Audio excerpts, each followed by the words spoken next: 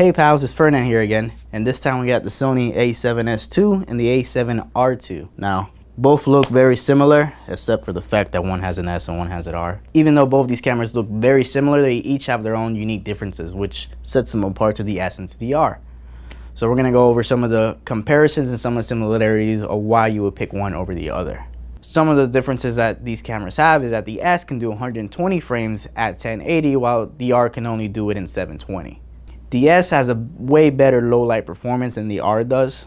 The S has an S-Log 3 while the R only goes up to 2. The R can do 4K in crop mode while the S can only do it in full frame mode. The R's low light performance can be enhanced by applying a Metabone speed booster. What that will do, you will shoot in crop mode, the speed booster will force the camera back into full frame mode, and now the R has better low light performance, although it still doesn't compete with the S. From using both these cameras, I can easily tell you that when you shoot in 4K and you edit in 1080, which is a very common thing to do, when you crop in on the R, the image looks a little soft for some reason. The S stays in focus throughout, whether you crop in a lot or crop in a little bit. The R is just soft for some reason, I don't know why. The R has 42.4 megapixels while the S only has 12.2. Reason behind this, the R was made with the idea of having pictures first and then video second. The S is the opposite. You put the video forward and then the picture second. If you haven't noticed already, R for resolution and S for sensitive and low light.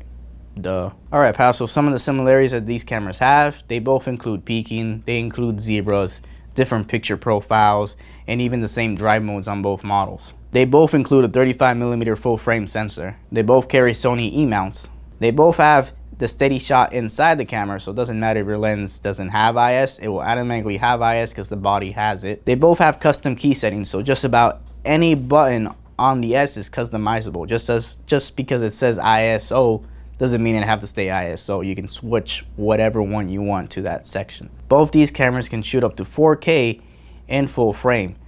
No pixel bending, full pixel readout. The camera won't crop in, and for the price range you get, these are the only cameras on the market that will shoot constant 4K without cropping in or bending or whatever it is. It's also important to include that if you're coming from the Canon side or just have a bunch of Canon lenses, Metabones makes this pretty cool adapter, so you can put whatever Canon L lenses you want on either the S or the R.